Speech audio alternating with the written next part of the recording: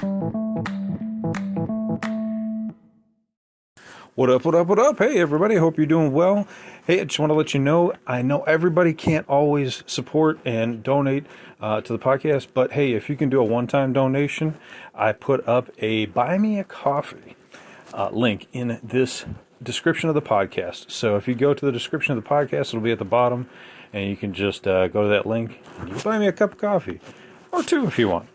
And that would just help support the show, and I can wake up a little bit more and bring you more info. So thanks for listening to the podcast. If you can donate, that would be much appreciated. And let's get on to the show.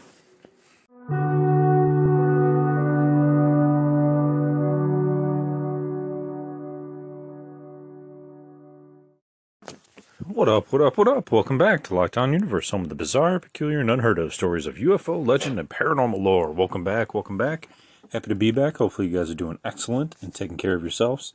Today I wanted to talk to you about a really interesting story that I came across in rewatching Randy Kramer on Cosmic Disclosure. Now, if you're not familiar with Randy Kramer, I mean, I know most of my listeners have probably been listening to me for a while now, but he is a Marine in the Secret Space Force, and now he's like a pivotal figure to release disclosure information through various channels. Now, as he's talking in his very first episode, he gets permission. Well, he's talking to Emery Smith. It's just two guys on a stage talking to each other. And Randy's telling him information, and he's telling him that he gets permission to speak about all of these topics and gets to speak to his commander back at the base as well. And Randy, kind of like, he asks him basically, he says, hey, how do you stay in touch with your commander while you're out, in public? What if they, need to relay some information to you? He's not on the battlefield anymore. He already did his 20 and back. So he's kind of like out in the field, like relaying information as a kind of a public liaison, if you will, or public relations, PR person.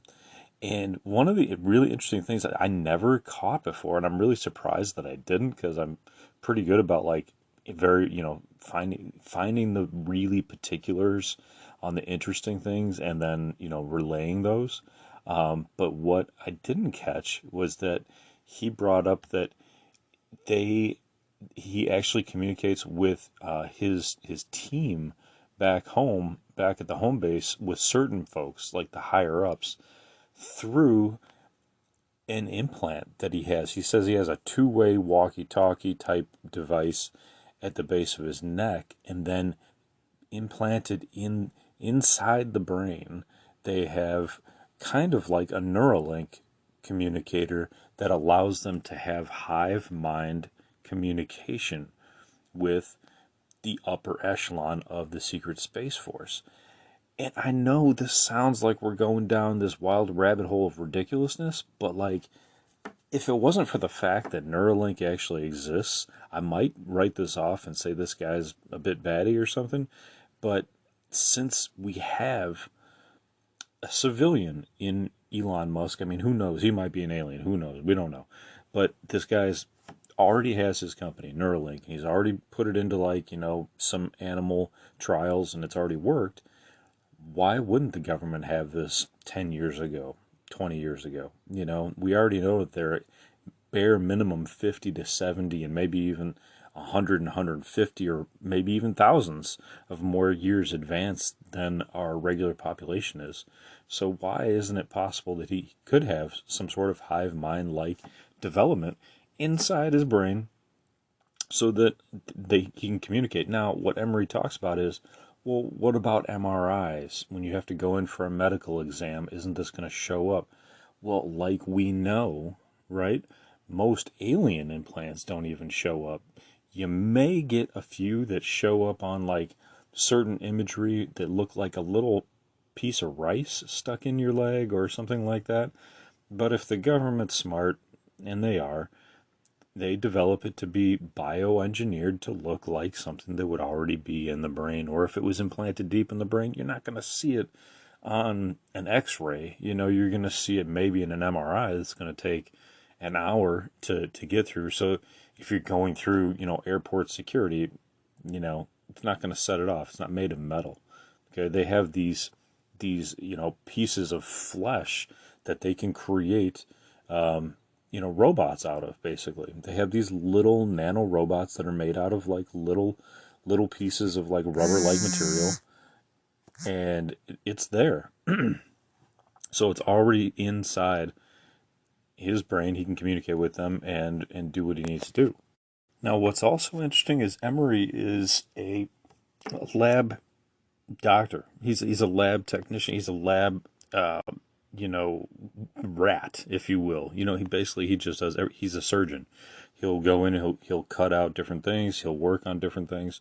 So he talked about the fact that he's actually taken these units out of people that were malfunctioning and replaced them. So Emery's already done this on people. What's interesting with Randy too is that Randy stated that when he came back from the 20 and Back program, his consciousness was taken out of the old body and put into this new clone. So his body is actually a clone. He stated that the mind is a quantum liquid that they can take and basically pour out, in theory, not in theory, but like, in an ideal term, or a simplistic term, kind of pour out of one human, pour into another human. So his body that he currently has as a clone, he stated that these clone bodies already have these implants built in. He also stated that he already has multiple implants all throughout his body. He didn't go into detail about those, but what he did say was he has a dog tag behind both ears. I'm not talking like necessarily like a huge military metal dog tag, but maybe like a minor tag that's, for tracking purposes or for whatever it is. But it's in there, and he talks about it. What's interesting is Emery actually stated that he looked at it and he found it very interesting. And when these guys are talking, it's not like, you're watching somebody who's telling a lie. These guys clearly, believe that it's true, and he undergoes a lie detector test. I think it's in the second episode of the 7th season of Cosmic Disclosure. So I love that because it just, kind of, I don't know if you believe that lie detectors prove. I mean, a lot of people say you can fake them, but, he goes through it, and the lie detector diagnostic technician basically states that, what he is saying he believes is true.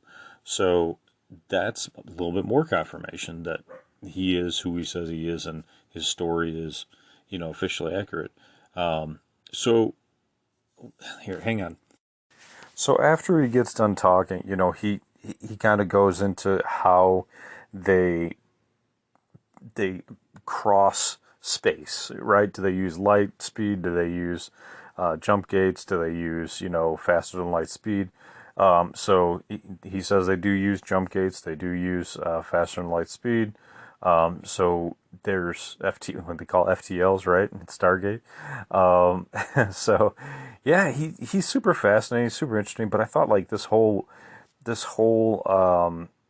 Neuralink and communication device is really interesting because not only would that serve as a communication device, but it would serve as a total information at your thought tip device, right? Not your fingertip, but your thought tip, right? Your brain tip, whatever you want to say.